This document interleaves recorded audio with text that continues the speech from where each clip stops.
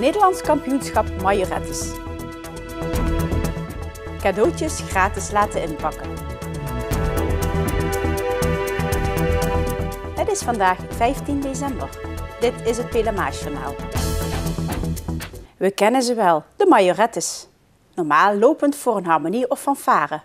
Maar wat u misschien niet wist, is dat er voor deze dames dansconcours georganiseerd worden en zelfs een heus Nederlands kampioenschap.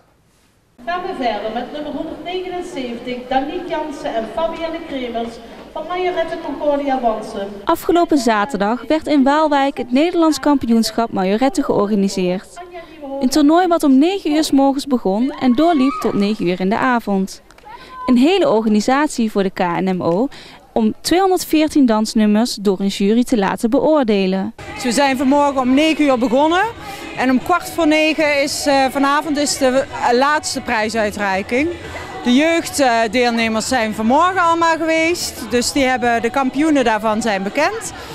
En vanavond om 8:15 zijn de kampioenen van de junioren en senioren bekend. Dus het is een hele lange, spannende dag. En daar gaat heel veel organisatie aan vooraf. Voor de jury is het een zware taak om uit deze 214 deelnemers de kampioenen te halen. Je wordt natuurlijk opgelet op de muziek wat je inderdaad hebt gekozen als jouw stuk voor je routine. Dat je dat ook gaat uitbeelden in je beweging en natuurlijk met je beton. Vervolgens wordt natuurlijk gekeken of je de technieken vloeiend en correct gaat uitvoeren. Ja, dat zijn eigenlijk wel de belangrijke zaken, denk ik. Dat het technisch allemaal klopt, dat er geen breaks in zitten, dus dat het allemaal doorloopt. Een vloeiende beweging gaat zijn. Er zijn door het jaar heen heel wat concoursen waar elke majorette zich van zijn of haar beste kant kan laten zien. En de top 3 van elke provincie in elke categorie, die wordt uitgenodigd voor het NK. Dus hier staan alleen de beste majorettes uit de provincies. Voor Fanfare Concordia nam het team van de majorettes meiden Sanna van Els, Evie van Meijel, Daantje Engels, Carmen van Putten en Isa Reinders deel in de ochtend en behaalde een mooie 4e plaats. Later op de dag kwamen de duo's Danique Jansen en Fabienne Kremers alsmede Cynthia en Melanie Jansen op de vloer. Ook voor de tweeling een spannende dag. Ja, best wel. Wat maakt het zo spannend? Ja, al die adrenaline en alles. Ja, het is wel echt spannend. Er zijn zoveel deelnemers die zo goed zijn. De tweeling uit Wansum hebben een jubileum. Al 10 jaar hanteren deze dames de majorette baton en dat gaat zeker niet vervelen. Ja, samen met zusterliefde. Hè? Nee, maar het is wel leuk samen. Kunnen we samen vaak oefenen? Ja, dit is iets anders dan gewoon dansen. Het is iets spectaculairders. Want? Het is moeilijker. Je doet dansen met iets erbij, een stok en ja, je moet echt samen kunnen werken en niet zo alleen en zo. Of als je duwen doet dan. Maar ja, het is gewoon iets meer dan dansen alleen. Ja. Uiteindelijk kan je bij een goed resultaat naar de Champions Trophy. Maar dat is niet voor iedereen mogelijk. We halen de beste mensen eruit en die gaan gewoon heen en die mogen Nederland heerlijk gaan vertegenwoordigen. De majorettes behaalden een mooi resultaat. Op de 3e plaats met 72,7 Danique Jansen en Fabienne Kremers. Op de 2e plaats met 72,55 punten Cynthia en Melanie Jansen en Nederlands kampioen met 74,55 Dianne Buiting en Danique van der Roest.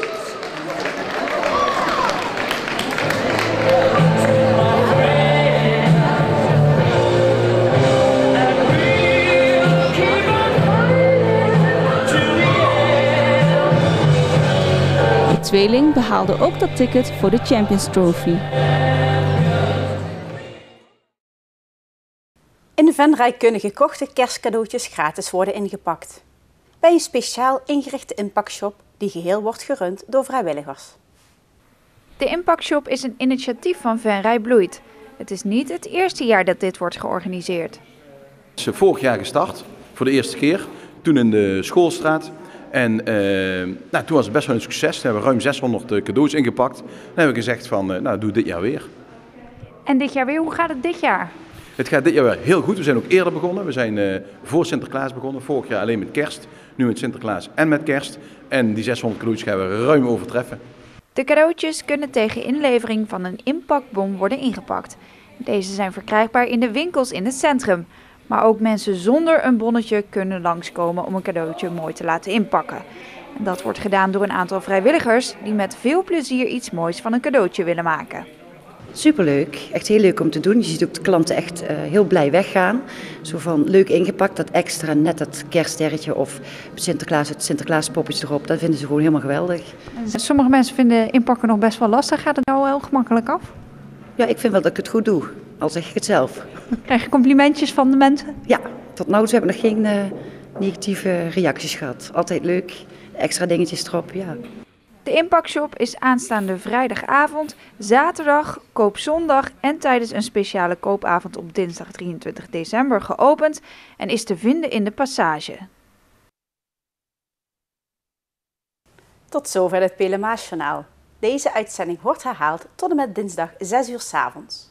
Om 7 uur is er weer een nieuw journaal. Weer of geen weer, bij ons is het altijd vakantieweer.